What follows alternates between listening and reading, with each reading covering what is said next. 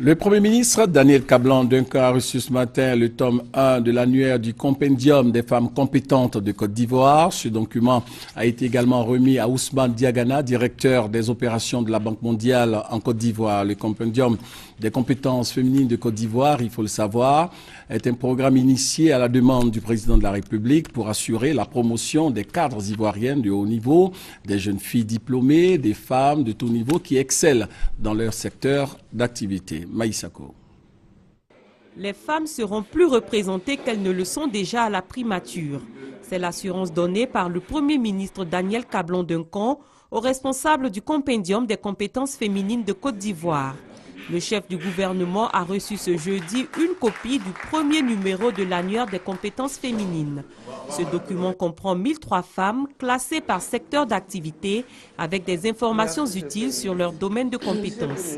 Au niveau de la primature, le Premier ministre a embauché un nombre important de femmes.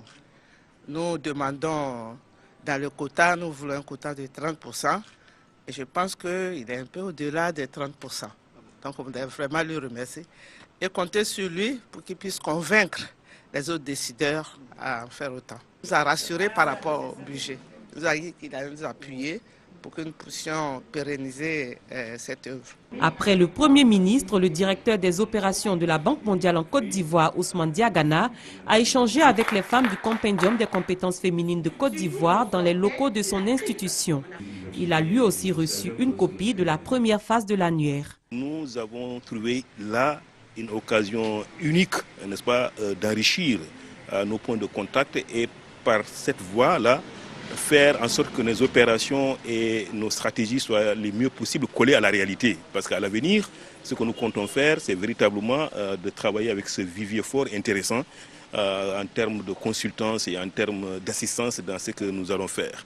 D'autres décideurs politiques et économiques des secteurs publics et privés devraient disposer du premier annuaire des femmes compétentes.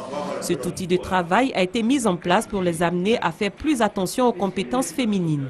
Il vise à terme la réduction des inégalités hommes-femmes.